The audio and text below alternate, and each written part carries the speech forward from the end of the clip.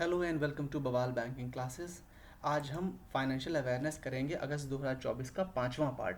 Please आप पहले part 1 2 3 4 channel पे जाके देख सकते हैं। Public repository of digital lending apps. तो जो अनऑथराइज प्लेयर्स हैं डिजिटल लेंडिंग के एरिया में, उनको हटाने के लिए पब्लिक रिपोजिटरी बनाया गया है, डीएलएज हैं डिजिटल लेंडिंग एप्स का, जो कि आरबीआई रेगुलेटेड एंटिटीज़ हैं वो लोग उसको फॉलो करेंगे। ठीक है, इसीलिए आरबीआई ने इसको शुरू किया है। ये जो रिपोजिटरी होगी ये आरबीआई की ऑफिशियल वेबसाइट पे रहेगी अवेलेबल, जिससे कि ये क्लियर हो सके कि देखिए सारे डिजिटल लेंडिंग ऐप्स जितने भी चल रहे हैं वो सब ये क्लेम करते हैं कि हमने आरबीआई से वो हैं क्या रेगुलेटेड हैं, लेकिन ऐसा होता नहीं है। कई इसमें फ्रॉड और फेक भी होते हैं। इसीलिए आरबीआई ने ये कदम उठाया है कि वो पब्लिक रिपोजिटरी बना देगा डिजिटल लेंडिंग ऐप से, सो दैट जो पब्लिक है वो स्वयं वेरीफाई कर सके कि जो ऐप उससे कह रहा है वो सत्य है कि नहीं, क्या आरबीआई उसमें इन्वॉल्व है कि नहीं। ठीक है, जिससे फ्रॉड्स कम हो सकें। जो रिपोजिटरी है बेसिकली वो डेटा कंपाइल किया जाएगा, जो भी हम एंटिटीज़ यानी रेगुलेटेड एंटिटीज़ जो होंगी, जो बैंक्स हैं या लेंडिंग ऐप्स हैं, वो जो भी डेटा सबमिट करेंगे आरबीआई के पास वो उसको रिफ्लेक्ट करेगा अपनी वेबसाइट पर। इसी को पब्लिक रिपोजिटरी बोला गया। Please understand that this video is for educational purposes only, and do subscribe to our channel, that is Bawal Banking Classes.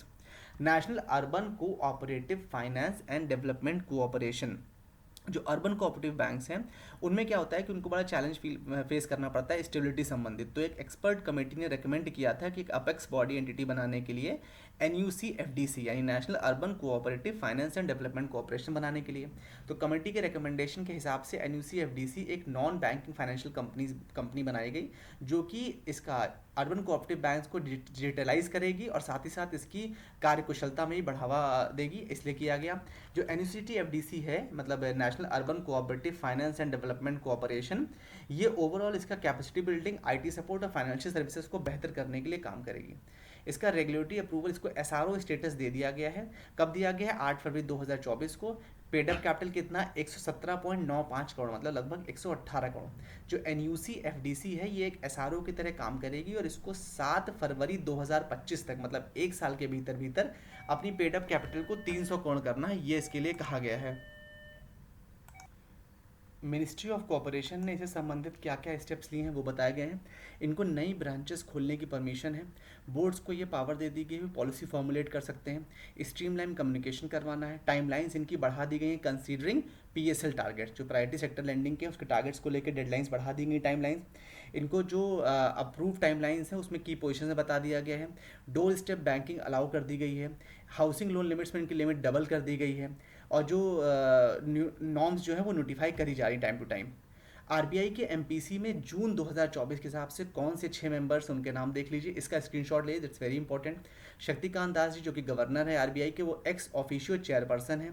Doctor Michael Dev Patra deputy governor हैं, वो इंचार्ज ऑफ मॉनेटरी पॉलिसी हैं। Doctor Rajiv Ranjan executive director हैं, वो monetary policy के in charge हैं। Doctor Ashima Goyal जो कि prime minister Narendra Modi की इकोनॉमिक एडवाइजरी काउंसिल की मेंबर भी हैं और साथ ही साथ Indira Gandhi institute of development research में प्रोफेसर हैं, वो भी इसकी मेंबर हैं।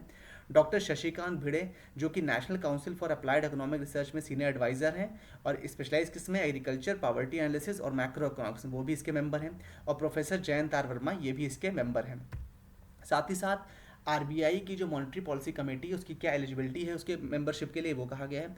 कमेटी में टोटल 6 मेंबर होते हैं, जिसमें एक आरबीआई गवर्नर, एक डिप्टी गवर्नर, एक ऑफिसर आरबीआई को नॉमिनेट होते हैं जो सेंट्रल बोर्ड करे, और साथ ही साथ 3 इकोनॉमिस्ट सेंट्रल गवर्नमेंट की तरफ से अपॉइंट किए जाते हैं। ठीक है, वोटिंग प्रोसेस में हर मेंबर के पास एक एक वोट होता है और गवर्नर के पास कास्टिंग वोट होता है या सेकेंड वोट समझ लीजिए, क्योंकि भाई 6 मेंबर हैं तो कभी कभी इस 3 दिन वोट अगर पड़ जाएंगे तो उस केस में डिसाइडिंग पावर किसके पास है? गवर्नर के पास। उसका वोट कास्टिंग वोट हो जाएगा या सेकेंड वोट हो जाएगा। इसमें जो अपॉइंटमेंट्स हैं ये अक्टूबर 2020 से यही मेंबर्स चल रहे हैं। आरबीआई गवर्नर शक्तिकांत दास जी को A+ ग्लोबल रेटिंग मिला है, अभी दिया गया है रिसेंटली। तो global finance central banker report card 2024 के हिसाब से इनको लगातार दूसरे साल A+ रेटिंग मिला है। ये जो रिपोर्ट कार्ड है, ये जो रेटिंग है, ये 1994 में global finance central bank report card शुरू किया गया था। इसे एक तरह से सेंट्रल बैंक्स कितनी कुशलता से अपना कार्य कर रहे हैं और कैसे वो इकोनॉमिक चैलेंजेस को फेस कर रहे हैं उसका एक बेंचमार्क है। तो टॉप 3 सेंट्रल बैंकर्स में एक तो शक्तिकांत दास जी को मिला है A+, इसके साथ क्रिस्टियन केटल थॉमसन डेनमार्क के, उनको मिला है, और थॉमसन जॉर्डन स्विट्जरलैंड के, उनको मिला है।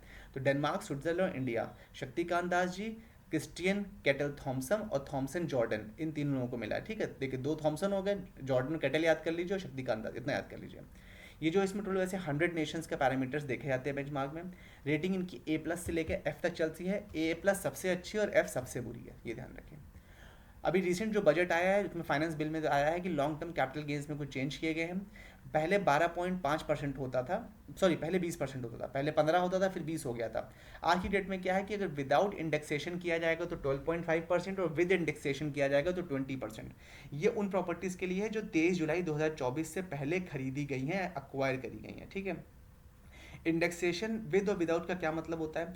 देखिए सपोज आपने कोई प्रॉपर्टी सन 2005 में खरीदी, तो क्या होगा कि 2005 से लेके 2024 अभी चल रहा है, तो 19 साल का इंडेक्सेशन लगेगा। इंडेक्सेशन की टेबल होती है जो गवर्नमेंट की तरफ से रिलीज करी जाती है। मान लीजिए उस समय आपने वो प्रॉपर्टी 5 लाख रुपए खरीदी, अगर इंडेक्सेशन लगाने के बाद आज की डेट में उस प्रॉपर्टी की वैल्यू, सपोज इंडेक्सेशन निकलता है 3.5, सपोज 4 निकल आया, तो 5 लाख का 20 लाख मान लिया जाएगा कि आज की डेट में 20 लाख की प्रॉपर्टी है। अब अगर आपने उस 20 लाख की इंडेक्सेशन लगाने के बाद प्रॉपर्टी को मान लीजिए आपने 30 लाख का बेचा, तो 10 लैक्स हुआ, वो आपका कैपिटल गेन हुआ।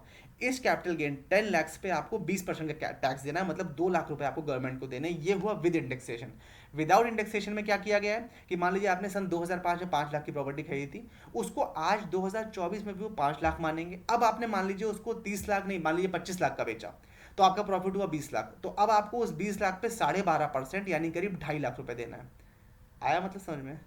एक्चुअली में देखने में लग रहा है कि गवर्नमेंट ने 12.5% कैपिटल गेन करके कम कर दिया है, बट इन रियलिटी वो बढ़ गया है उल्टा। ये आप तभी समझ पाएंगे जब आप या तो उसको पे करेंगे, आम आदमी को समझ में नहीं आएगा ये बात, ये तभी समझ में आएगा जब आप उसको एक्चुअली में पे आउट करेंगे तब। तो इंडेक्सेशन के साथ 20% और without indexation 12.5%। Ultimately the normal the aam aadmi is at loss, to be very frank. Rising of financial frauds. Mule accounts क्या होते हैं? देखिए mule accounts basically money laundering purpose के लिए यूज़ किए जाते हैं। ये वो अकाउंट्स हैं जो फेक नाम से चल रहे हैं, मतलब जिस व्यक्ति को पता भी नहीं है कि उसके नाम पर उसके आधार पैन को यूज़ करके कोई इलीगल एक्टिविटी हो रही है और कोई अकाउंट चल रहा है। तो ऐसे साइबर फ्रॉड केसेस जो हैं वो फाइनेंशियल 20 में 2677 थे और बढ़ करके वो 29,000, ऑलमोस्ट 10 गुने से भी ज़्यादा बढ़ चुके हैं पिछले 4 सालों में।